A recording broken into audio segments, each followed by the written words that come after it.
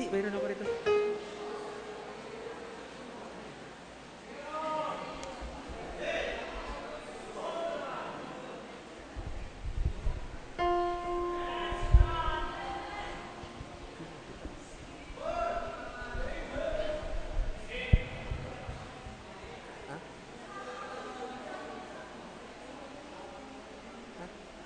Hindi ko makita.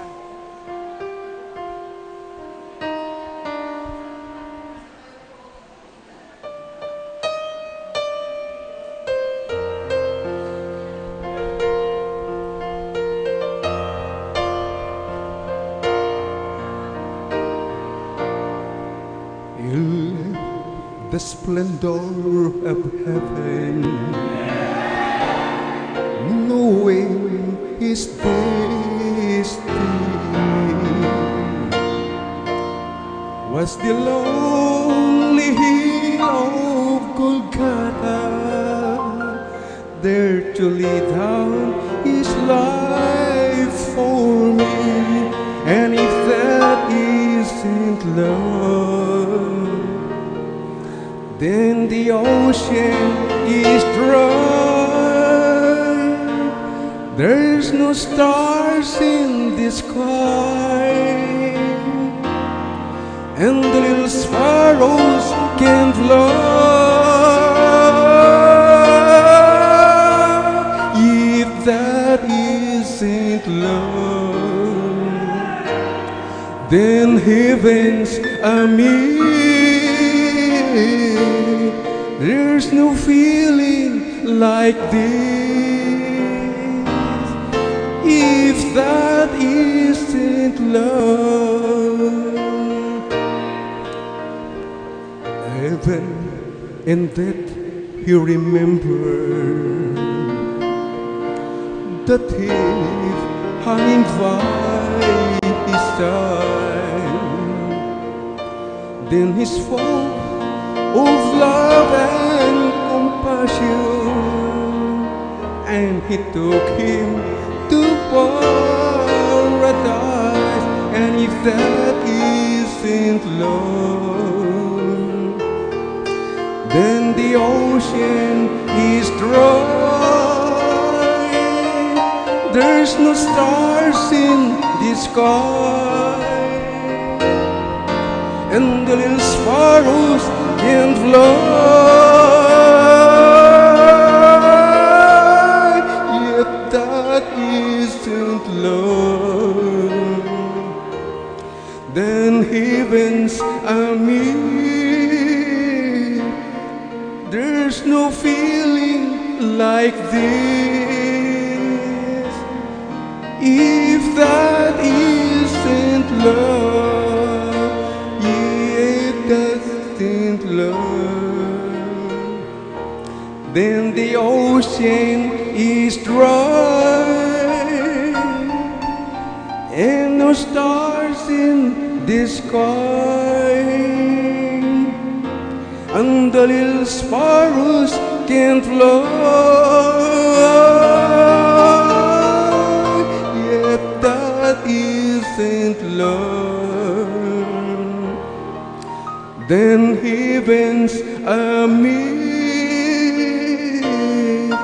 There's no feeling like this.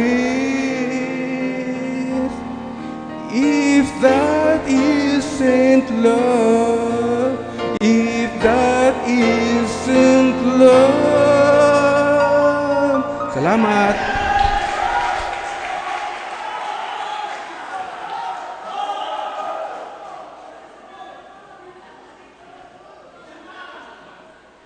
Let's all stand up. Tumayo po tayo. Let's welcome our beloved pastor, Reverend Carlos A. Darlucio.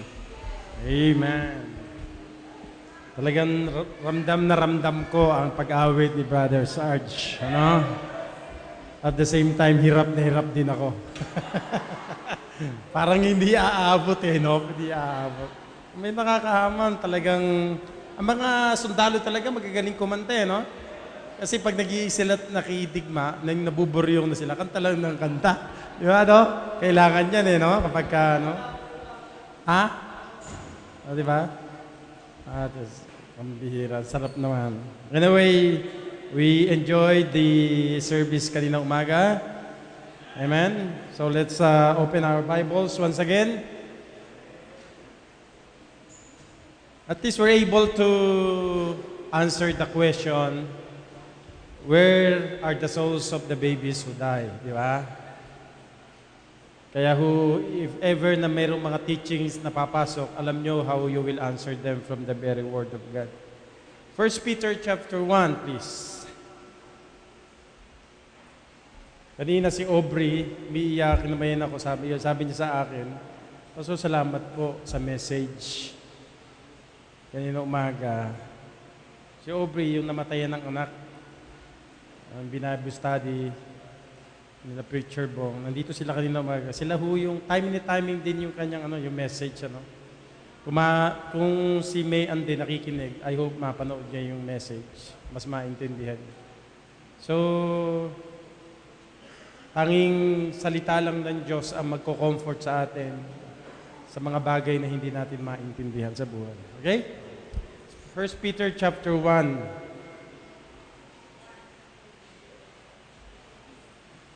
1 Peter chapter 1. Sa ating mga Bibles.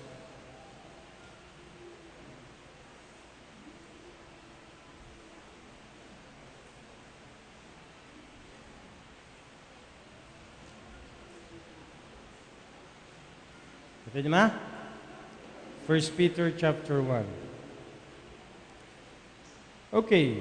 Peter, an apostle of Jesus Christ, to the strangers scattered throughout Pontus, Galatia, Cappadocia, Asia, and Bithynia, elect according to the foreknowledge of God the Father, through sanctification of the Spirit, unto obedience and sprinkling of the blood of Jesus Christ. Grace unto you, and peace be multiplied.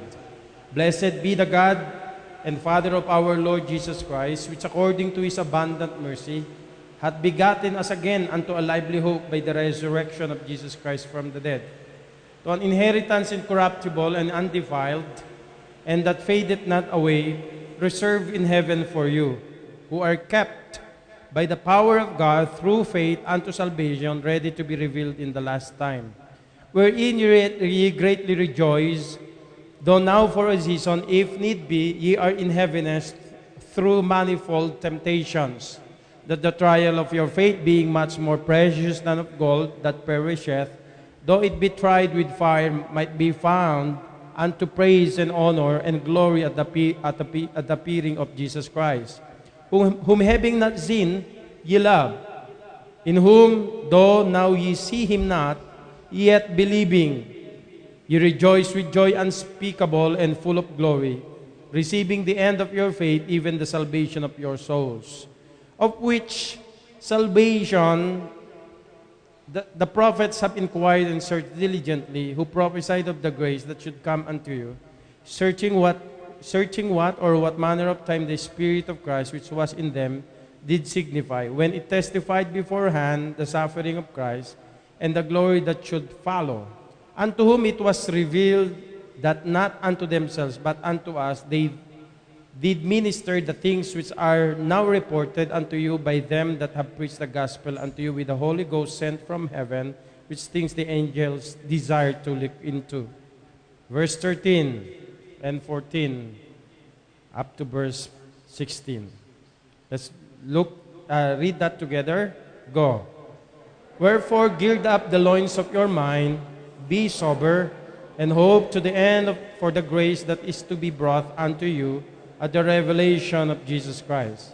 As obedient children, not fashioning yourselves according to the former lust in your ignorance, but as He which hath called you is holy, so be ye holy in all manner of conversation, because it is written, Be ye holy, for I am holy. I entitled this message, You are what you think.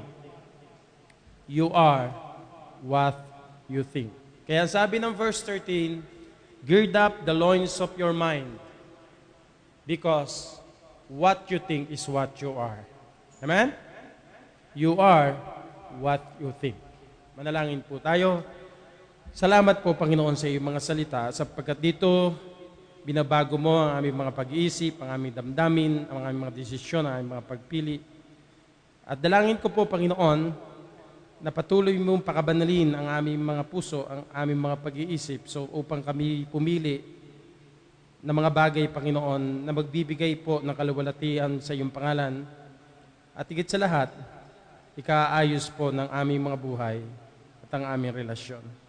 Pagpalain mo ang iyong mga salita, hamunin mo kaming muli, baguhin mo po kami, lalo na po ang aming mga pag-iisip. Na minsan po, Panginoon, nagugulmihanan, minsan po, Panginoon, gumagawa kami ng mga desisyon because we need to. We are at the end of the road. And sometimes we're struggling. Sometimes our mind is full of darkness, full of sin, full of hatred, full of anxiety.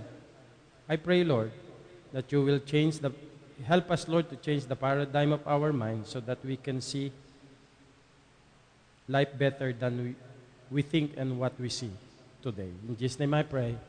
Amen. Please be seated. You are what you think. You are what you think.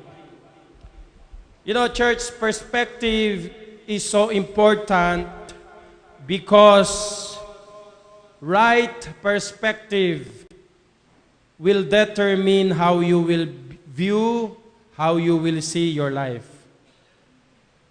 Once you have a right, good perspective in life, yung overview ng inyong pag-iisip, kung anong nakikita mo sa sarili mo, ano iniisip mo, yun ang magre-reflect at mapapanood mo sa buhay mo.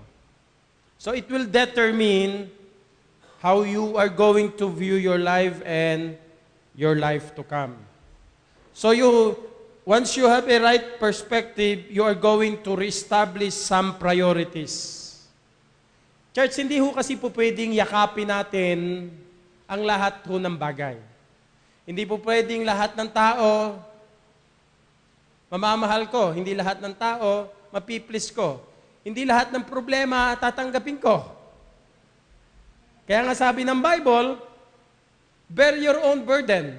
And sometimes, sabi rin ng Bible, bear ye one another's burden and bear your own burden. What's the difference? May mga bigatin na ikaw lang magdadala. May mga bigatin you can share and you can help somebody else. Tama? Like for example, may kasalanan kang ginawa, you bear your own sin. Hindi mo pwede hong ako magbe-bear niyan. Hindi mo pwede ba, bagamat nadadamay ang iba sa lahat po ng bagay. So once you have the right perspective in life, you are going to reset the button of your thinking.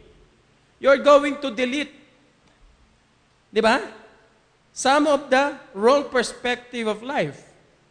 And sometimes, ang isip po talaga ang pinaka-battleground sapagkat minsan, gumagawa tayo ng mga decision that sometimes put us doon sa dilema na hindi naman talaga. Bakit ganoon? And minsan naguguluhan ho tayo. Ano ba talaga ang dapat talaga takbo ng pag-iisip nating lahat? So napakahalaga po ng pag-iisip po natin because you are what you think. Sabi nga ng Bible, as a man thinketh in his heart, so is he. Hindi naman po nag-iisip ang puso eh. At tandaan niyo po, pag sinabi ng Bible, lalo sa Book of Proverbs, di ba? Pag sinabing heart doon, yung pag-iisip mo, yun ho yun, konektado ho palagi. Kaya ho, napakahalaga po ng sinasabi po ng Bible. Kung ano man ang magiging achievement mo, ano man ang magiging direction mo, ano man ang magiging future mo, ano man ang magiging tomorrow mo, because you prepare and you train yourself to think properly and to have a good perspective. But before you get those kind of things in life, before you can have achievements, success, direction in your life, there are some things that you need to think about in terms of creating a structure, a paradigm, how you are going to live your life as a Christian. Tatandaan niyo po palagi, ang buhay at pag-iisip ng mga Kristiyano dito sa lupa is totally different sa pag-iisip ng mundo. So you ought to think as a Christian. You need to live your life as a Christian. You need to live above the world, above circumstances. Are you with me? So kinakailangan muna, bago makapag-isip ka ng maraming mga success at achievements sa buhay, kailangan ihanda mo na maayos ang pag-iisip mo dito sa mundong ito. So as it is true, what you think you are, so thinking appropriately about yourself as a Christian. At tandaan mo palagi, you are a Christian. So, it is very essential if you want to know what God wants you to be. You need to think what God thinks about you. So, kinakailangan mong i-sort out, i-reset ang mga button ng pag-iisip mo o kinakailangan i-touchscreen mo, i-change mo, i-move mo, di ba? Kahit isang daliri lang, parang ano siya, kinakailangan i-reaffirm mo sa sarili mo that you need to be committed as a Christian to have the right thinking or an attitude like the Lord Jesus Christ so that you can move ahead. So these are very essential. That's why Peter gave us some principles how you are going to think as a Christian. So, I'm just telling you, we are not just talking about thinking something about yourself. It must be something beyond yourself. Okay? Kaya yung mga tao na Christian man sila o hindi, meron silang mga pananaw sa buhay na yun ang nagdala sa kanila sa tamang direction ng buhay. Kasi doon ka pipili sa iyong buhay. So, what we are going to talk about tonight is how you are going to view yourself, how you are going to look at your own life as what God sees you. According to God's perspective, according as a Christian. And sometimes kasi, hindi tayo nag-iisip katulad ng isang Kristiyano. So how you are going to think like what the Bible says, like Peter says. Number one, you are what you think. Number one, how? Appropriate yourself as a Christian, okay? How? Remember who owns you. Remember who owns you. So dapat, pag nasa school ka, tatandaan mo, hindi ka lang estudyante, Kristiyano ka. Pag nasa trabaho ka, tatandaan mo, Kristiyano ka. So dapat, sa mga nakakasama mo na hindi mananampalataya, tatandaan mo, you are different sa kanila. You are a Christian. Hindi ka lang employee, hindi ka lang employer, hindi ka lang student. You are a Christian above your boss, above anything else, because you are a child of God. So remember who owns you. Ano sabi ng chapter 1, verse 18 ng 1 Peter? Look at that. Verse 18, for as much as you know that you were redeemed with corruptible things, not redeemed with corruptible things, as silver and gold, from your vain conversation received by tradition from your fathers, but with the precious blood of Christ, as of a lamb without blemish and without spot. So remember who owns you. At ang sabi ng Bible, you have been bought with an immense, expensive, ano ba? Extraordinary, precious blood, not of the animal, but the Son of God. So remember who owns you. Meaning, I am not on my own. I am not the captain of my soul. I am not the captain of my own fate. I am not in charge of my life. There is someone higher than my thinking, higher than my life, and that is the one who bought you with an expensive price. At ang sabi ng Bible, He redeems you not with blood, He redeems you not with gold, He redeems you not with money, He redeems you with His own precious blood. That's why ganito mga kapatid. Ang pinaka-perfect illustration niyan, ay yung mga slave na binili ng master niya. Okay? Alam naman natin, in the Old Testament times, slaves have been bought with the right price. At kapag nabili niyan, a slave is your own property. Not just a person, not just an ordinary thing. You own that. Whatever you do to that slave, you kill them, whatever you want to do. You can kill them, put them in prison, you can use them anywhere, put them in the garbage. Because you bought it, wala siyang reklamo, wala siyang demand. Why? Kaya ang mga Kristiyano, you are a slave by God because you've been bought with a price. Naalala niyo isang bata, gumawa siya ng bangka-bangkaan? Remember that story? Bumili siya ng mga bangka-bangkaan, gumawa siya pala, tapos ang ginawa niya, pinaano niya sa karagatan, as lumakas yung alon, nawala yung bangka niya, hindi niya na nakita for how many days and months. Umiyak siya, sapagkat sinabi niya, I made that boat, and I lose it, and I want that boat to bring it back to me. And then all of a sudden, habang siya naglalakad sa isang store, nakita niya yung kanya, that's my boat.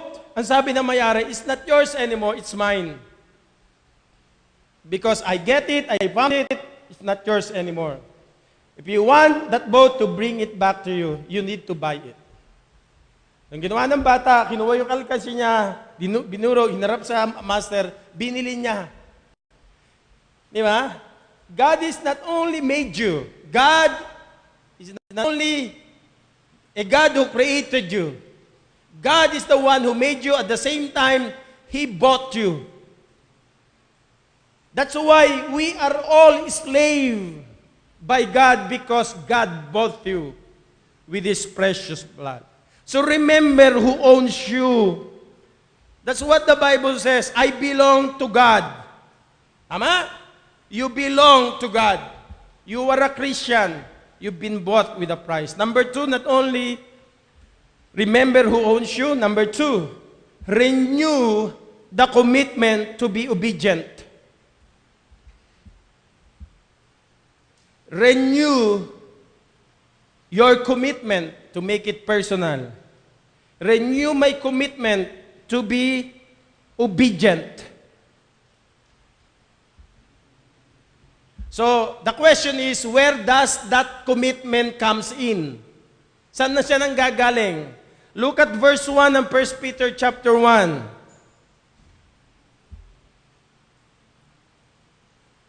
Peter, an apostle of Jesus Christ, to the strangers scattered throughout Pontus, Galatia, Cappadocia, Asia, and Bithynia, elect according to the foreknowledge of God the Father, through sanctification of Spirit, unto what?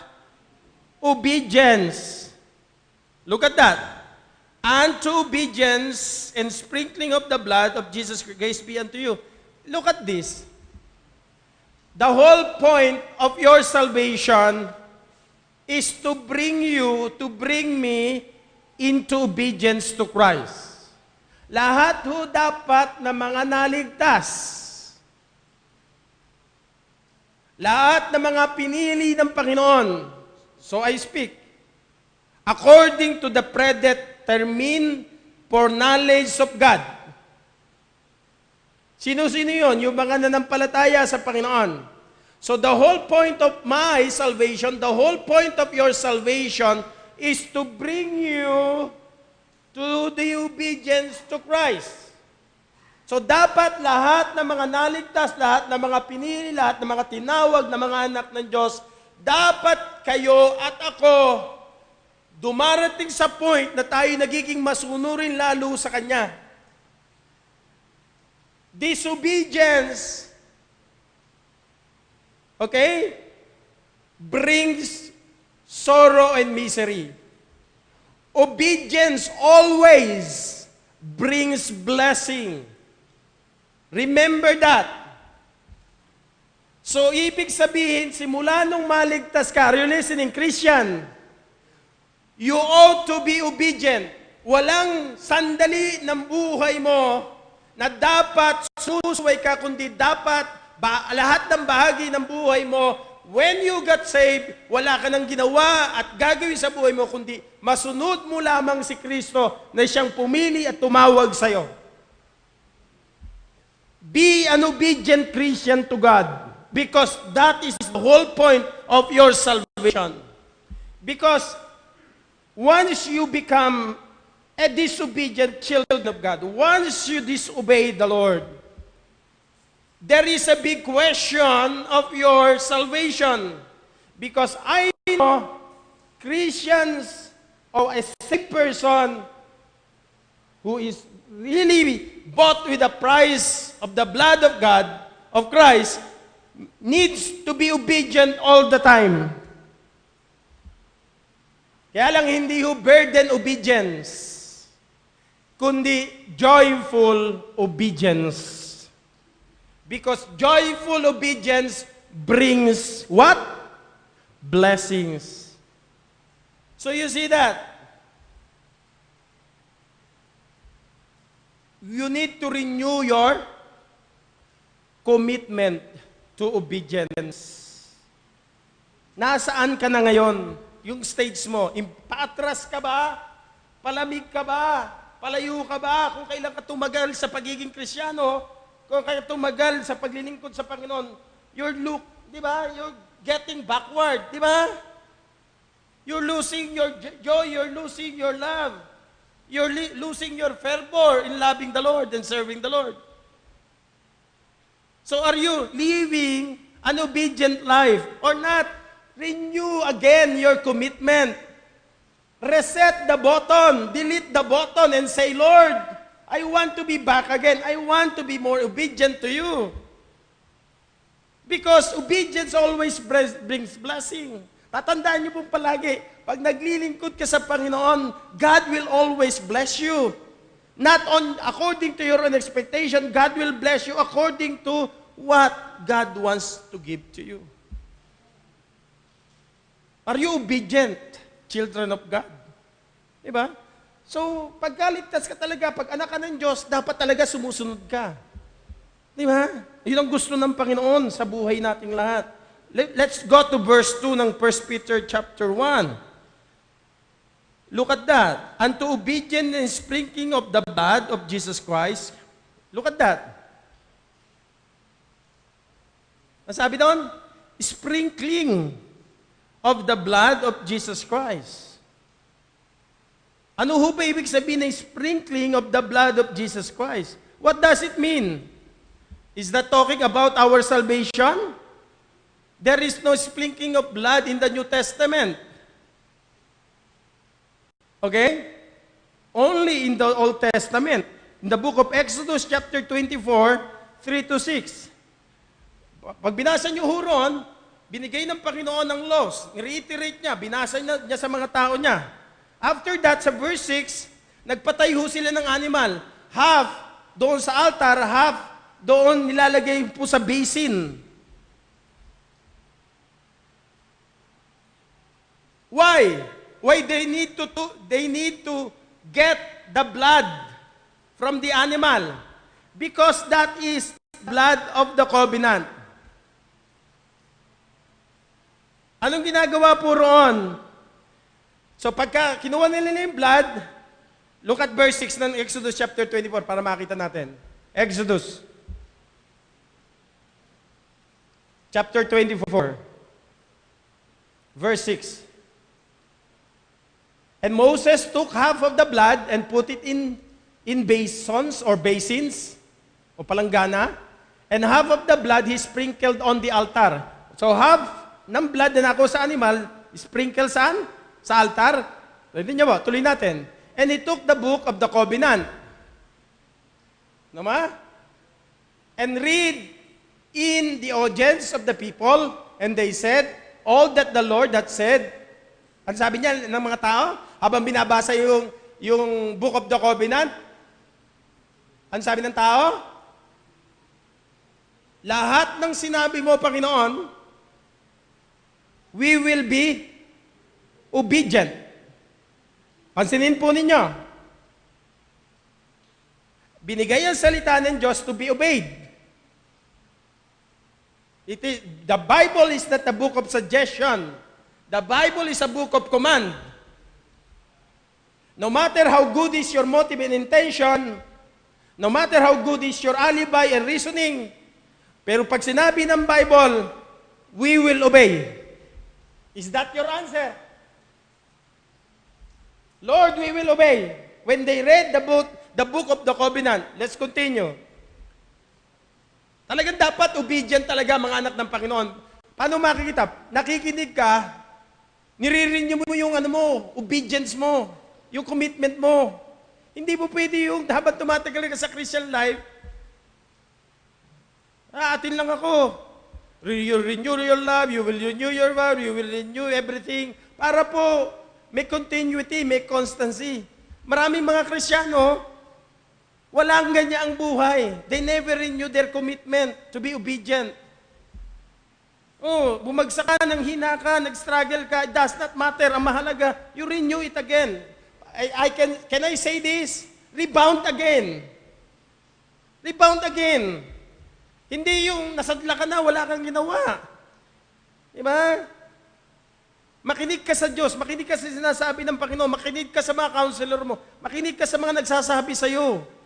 Pag nagmatigasan natin ang puso natin, pag pinagmatigasan natin ang ulo natin, at ayaw mo makinig, kasi ayaw nila, ayaw ko rin. Come on!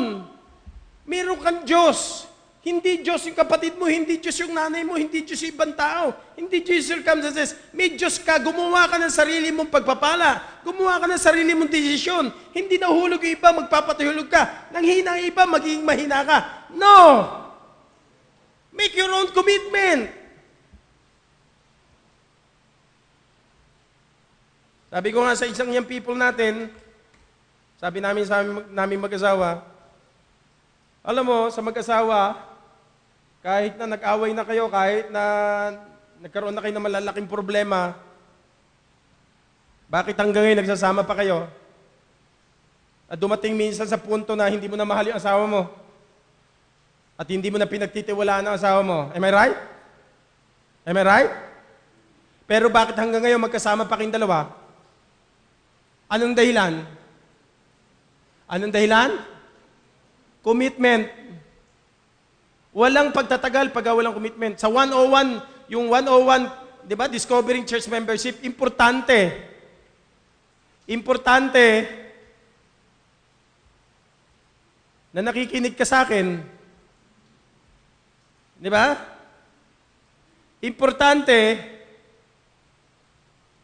na ikaw, bilang mananampalataya, sumusunod ka. Ano sabi? Commitment. 101, you become where you are committed. Tama? Saan mo itatalaga ang sarili mo, yun ka. Huwag kang umaten sa church, huwag kang umaten ng lahat ng gawain, you will become. Sabi ko nga, kaya ka ganyan, di ko na-expect na wala kang commitment, wala kang consistency. Wala na ho kasi. Sabi ko sa kanya, members, para mag-asawa, kahit wala nang nararamdaman, tuloy pa rin ang pagsasama kasi may commitment sa bawat isa. And they are going to renew their commitment. Sa mga mag-asawa, dapat nire-renew yung pag-ibig eh. Yung kontrata, hindi na marirenew yan eh. Kahit magpakasal ka ng silver, golden anniversary, hindi na marirenew yan. Ang marirenew mo na lang yung commitment mo sa Kanya. Tama? I-renew mo lang yung love mo sa Kanya, yung vow mo sa Kanya. Sa ating mga Kristiyano, i-renew nyo yun. Kaya yung pag-ibig mo at commitment mo noon at ngayon, magkaiba, may problema tayo. Renew your commitment to obedience. To be obedient. So sabi ko sa kanya, ang tanging wala sa iyo, commitment.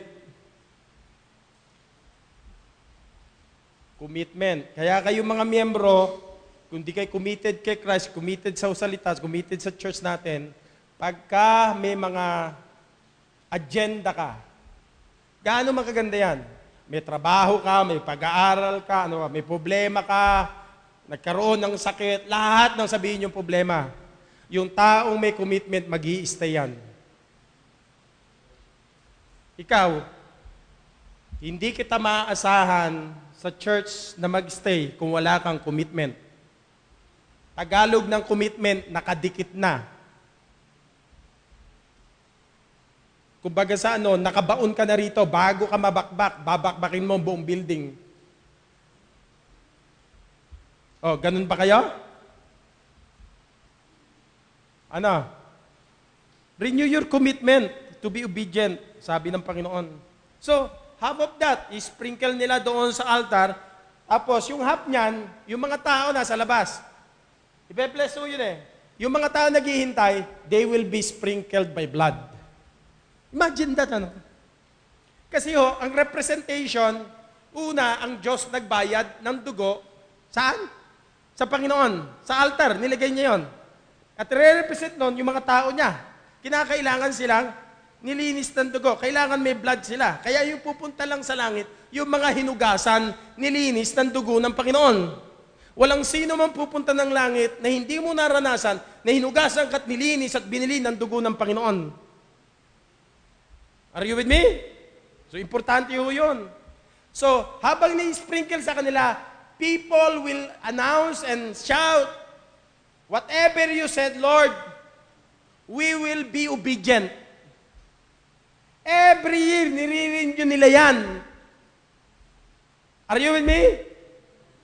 Kaya nga maganda palagi sa buhay, nagkakaroon ka ng evaluation, ng examination, at nire-renew mo para pagdating mo Sunday after Sunday, excited ka sa gagawin ng Panginoon. Di ba? So, yun yung mahalagang sinasabi ko po sa inyo. Now, listen. When you come to Christ, when you put your trust in Christ, tingnan niyo po the Lord promised you with blessing. Ang sabi ng verse 2, grace unto you and peace be multiplied. Isa sa palatandaan ng isang Kristiyano hindi obedient, hindi aktibo sa Panginoon sa gawain ng Panginoon. Tanungin mo kung mapayapa siya. May trabaho yan kumikita yan. Pero walang church faithfulness, walang church activities. Tanungin mo siya kung may kapayapaan siya at mapayapa buhay niya. And I will assure you, hindi mapayapa yan. They will answer you. Wala silang kapayapaan. Bakit?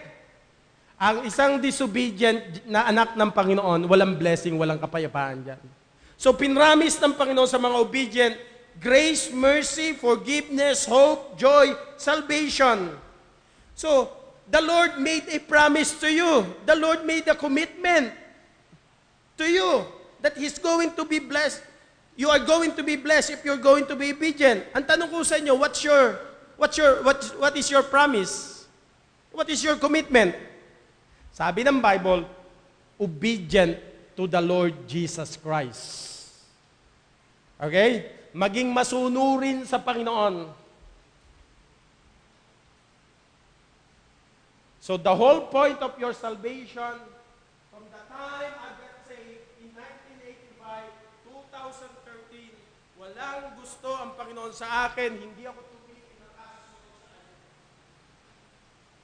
Alam nyo, ang napansin ko lang kapag ang isang Kristiyano on and off, patigil-tigil, alam niyo ang mangyari? Nag-i-stop din ang blessing ng Panginoon. Kasi, sa napansin ko at pinag-aaralan ko, ang buhay na isang Kristiyano is a life of journey and adventure. Pansinin niyo ang mga anak ng Panginoon sa Israel, di ba?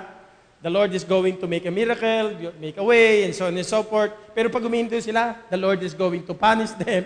Di ba?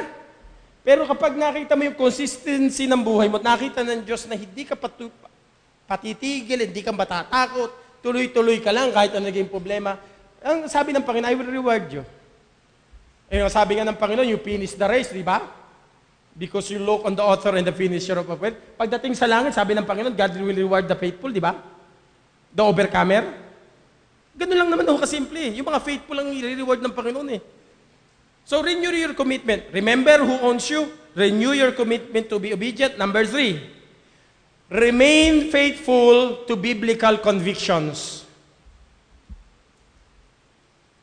Remain faithful to biblical convictions. So, don't forget salvation is a covenant of obedience. Lord, I am going to obey you. Okay? So, true Christians needs to renew his commitment in obedience. Number 3, remain faithful to biblical convictions. Chapter 1, verse 13. Wherefore, gird up the loins of your mind. Be sober and hope to the end for the grace that is to be brought unto you at the revelation of Jesus Christ. Yung salita pong gird up the loins of your mind, it means tie up all the loose ends of your mind. Parang ganito. Alam natin ang mga Roman soldiers, di ba, para may palda. Tapos lahat ng bagay na damit ho nila, they need to tie the loose ends. Lahat ng mga dulo, di ba? Kasi sagabal ho yan. Pagaspas yan. It can hinder them, it can destroy them, kasi pagka kinuha mo yung sword mo, at itinaga mo, pwede siyang mayroong umahatak sa'yo. Sabi ng Bible, gird up the loins of your mind. Ibig sabihin, wag mong ilulus yung mga loose ends na mga mind mo, yung mga wandering minds mo, yung mga pagiging fickle-minded mo, yung pagiging double-minded mo, yung mga evil minds mo, tie the loose ends. Yung mga bad attitude mo, tie the loose ends of your mind. Talian mo yan. Kasi baka makawala yan. Magwawala ka. Marami kang sisirain. Come on. So sabi ni Peter, you are what you think. Gird up the loins of your mind. Tie up all the loose ends in your mind. Amen? Madalas yung ating mga minds is a battleground ng enemy. Di ba? Make sure. Ano ibig sabihin yan? Tie up all the loose ends of your mind. Ibig sabihin, remain faithful to biblical convictions. Make sure your doctrine is firm. Make sure your biblical conviction is so strong. Habang tumatagal ka sa church na ito, dapat your doctrine are becoming strong. The convictions are getting stronger. And you are going to die for that biblical convictions. Question. Are you ready? Where is the source of biblical conviction? Where is the source? Chapter 2, verse 1. Wherefore, laying aside all malice, all guile, hypocrisies, envies, and all evil speaking, putting or laying aside all evil. What are those? What are those?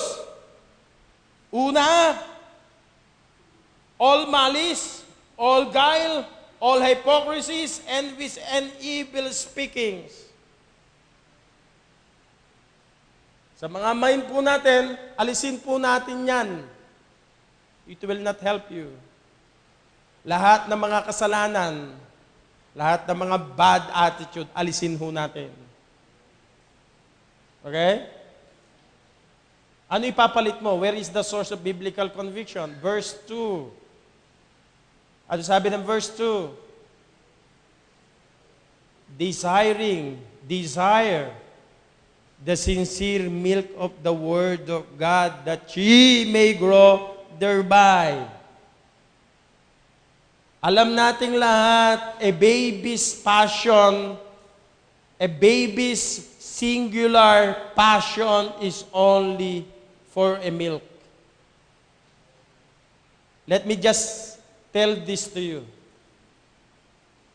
The singular passion of a believer is not the cell phone. It's not the iPod. It's not the Facebook. It's not the newspaper. It is the Word of God. Do you want to grow in your conviction? Do you want to be obedient? Do you want to have passion for... Kaya nga sabi ng psalmist, for I love thy law more than gold, more than honeycomb. Di ba? I love thy law.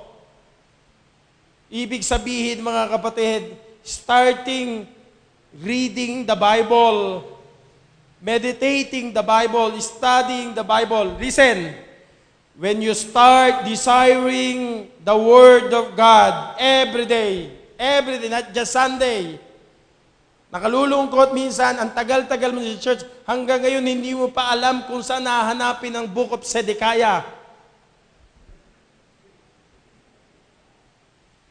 Diba? May Bible kayo, araw-araw nasa church tayo. Kaya pag hindi mo, bago ka mananampalataya, intindihan ko kaya, pero patagal ka na, hindi mo pa alam yung Book of Zedekiah, talagang hindi mo makikita yan. Mahirap hanapin yan. Di ba? Pag nakita mo yan, may problema tayo. Di ba?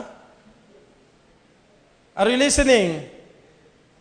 Kapag dinesire mo more than meat, more than anything else ang salita ng Diyos, sabi ng Bible, reading, meditating, studying the Bible becomes your belief. And your belief then becomes your conviction. Then your convictions begins to control your life. And that controls your life, ultimately, it becomes your affection. Are you listening? Ibig sabihin, kung doon pa lang sa pagbabasa ng Bible, bagsak ka na. Mga kapatid, aasahan ko pa kayang mamatay ka sa paglilingkod, pagmamahal sa Panginoon sa church? Yun nga lang, bagsak ka na eh. Di ba? And I believe, maraming mananampalataya, pag Sunday lang nabubuksan ng Bible, dito na lang niya babasa Bible nyo. Ang kailangan natin dito, mga mananampalataya lumalago sa salita ng Diyos. Kasi yun yung mananampalataya magre-remain faithful to the Word. Di ba sabi ng Book of Revelation? Yung matapat sa salita ng Panginoon. So the source of biblical conviction, para manatili tayo matapat diyan, kinakailangan ho mga kapatid, na basahin natin, mahalin natin, paniwalaan natin, sundin natin, at gawin natin conviction at maging control na ng buhay natin ang salita ng Diyos. Yung para bang, hindi ka kakain, hindi ka makakatulog, hindi ka mabubuhay, hindi ka papapasok sa eskwelahan, hindi ka papasok sa trabaho mong walang salita ng Diyos. Sisiguraduhin ko sa inyo, pagpunta nyo sa opisina, iba't ibang pag-iisip ang haharapin ninyo. You will be corrupted. Sapagkat ang daming mga virus diyan na nasa labas. Tama ako, hindi? Come on! Let's move on sa ating pag-aaral. Sabi ng Bible, do not be hypocritical. Do not be double-minded. Do not be coward. Siguro pinakamagandang ibigay natin talata riyan, 1 Corinthians chapter 16, verse 13. 1 1 Corinthians chapter 16, verse 13. Watch ye. Stand fast in the faith. Quit you like men. Be strong. Ibig sabihin ng quit you like men, narinig nyo na kasi yun eh. Act like men. At ang sumunod, be strong. At alam nyo, mga babae, ang mga lalaki, malas malalakas sa inyo. Bakit kinreate ng Panginoon ang mga lalaki mas malakas sa babae? Mga lalaki, kaya kayo binigyan ng Diyos ng extra strength sapagkat kayo ang provider. Tama ako, hindi? Pangalawa, kayo ay protector. Kaya pag walang asawa mo, dapat may nagpo-protect sa'yo. Kailangan mo si Sarge para bigyan ka. Hindi naman. Hindi naman. Oh. Mahirap pag wala ang asawa. Tama? Ano ang babae? Act like men, be strong. Ang babae, weaker vessel. Excuse me, ladies.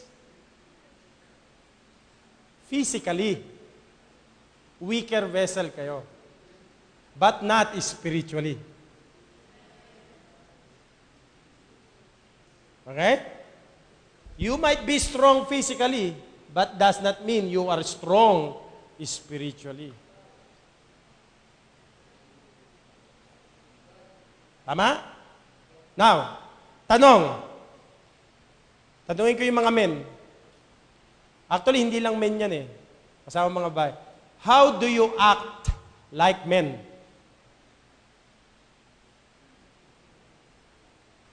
How do you act like men? Diba? Act like men, then be strong. So dapat alam natin how you will act like men. Paano ba tayo? Tingnan natin sa Bible. Deuteronomy 31 verse 6. Be strong and of a good courage. Fear not, nor be afraid of them, for the Lord thy God that go with thee, he will not fail thee, nor forsake thee. See that? Ang sabi ng Panginoon? Sa kaya, mga lalaki, huwag kayo yung mga duwag. Huwag kayo yung mahihina. Huwag kayo yung matatakutin. Ano pa ba? Sabi ng Panginoon, act like men. Be strong and of a good courage. Do not be afraid. Sabi ng Panginoon. So that's how you will act like men. Be strong. 2 Samuel chapter 10 verse 12.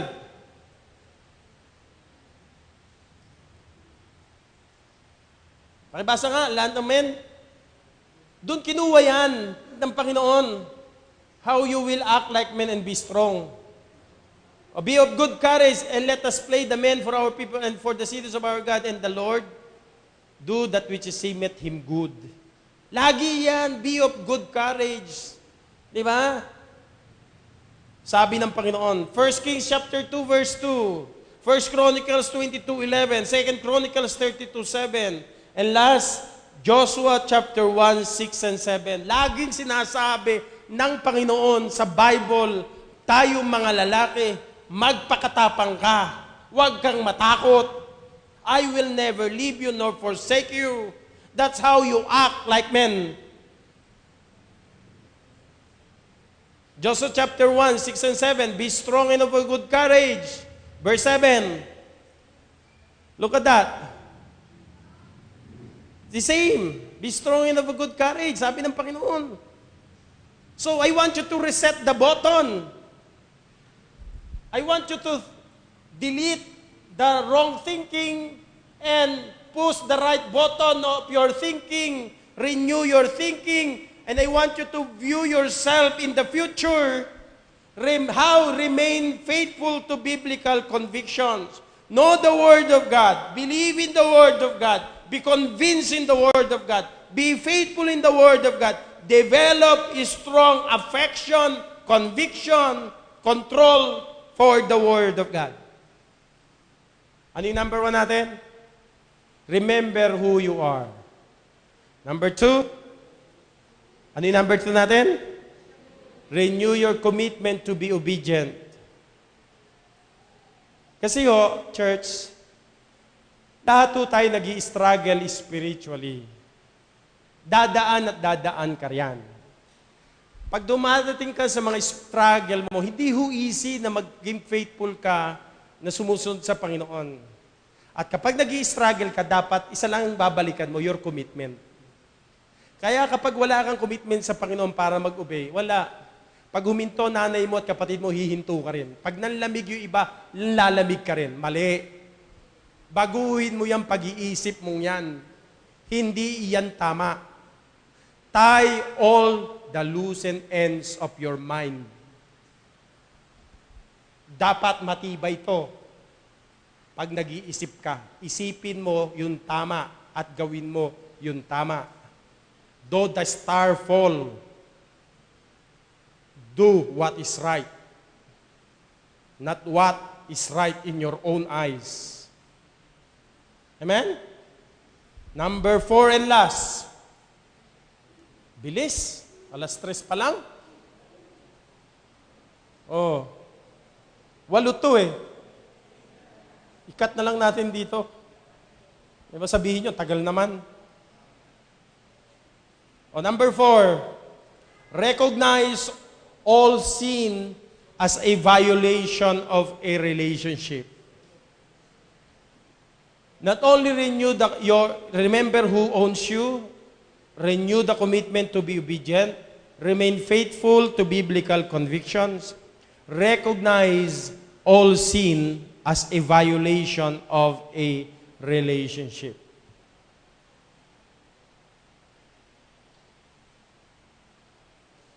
Let's go to chapter 1, verse 14, first of all. As obedient children, not fashioning yourselves according to the former lusts, what? In your ignorance. Sabi ng Panginoon, kayong mga masunurin kong anak, huwag niyong tularan, huwag niyong kopyahin, huwag kayong magkaroon ng pag-iisip. Do not conform to the world.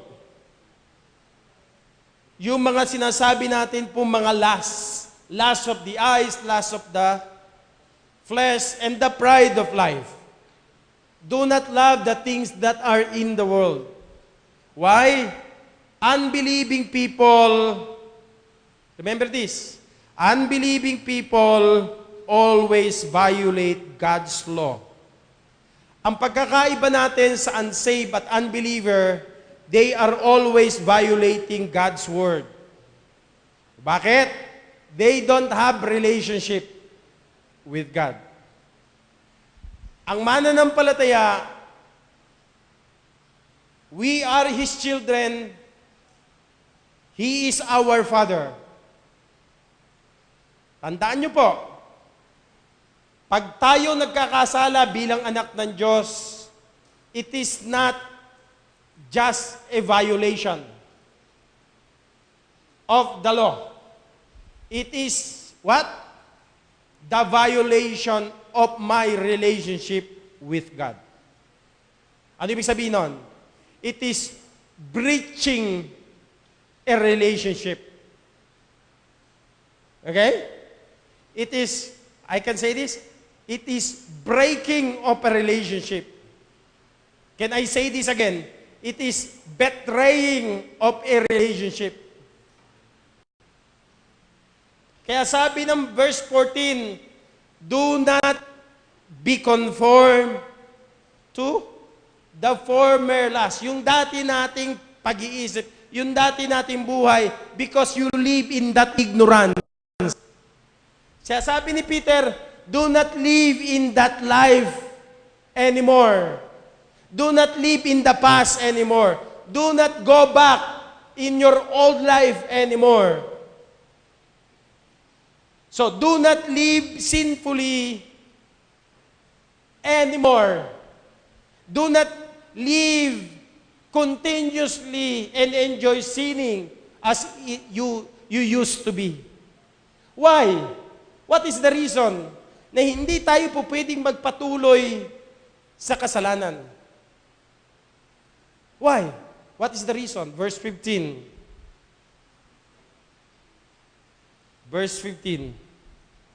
But as he which hath called you is holy, so be ye holy in all manner of conversation.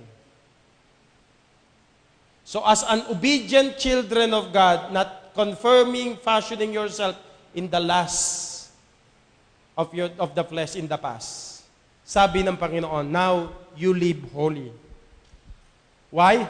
Because you have a relationship with me. I am your Father. You are my children. You should be like me. Be holy in all your behavior. You see that? It's your choice. Araw-araw, how you are going to think and live properly. Your perspective in life is your choice. Kung anak ka ng Diyos, do not live like the world. Do not love the world. Remember who you are. Renew your commitment to be obedient. Remain faithful to biblical convictions. And do not live in sin. Live a holy life. In all your behavior, lahat ng pamumuhay po natin, it must be holy. For us to be blessed by God. And to be used by God. Tumayo tayong lahat tayo mananangin.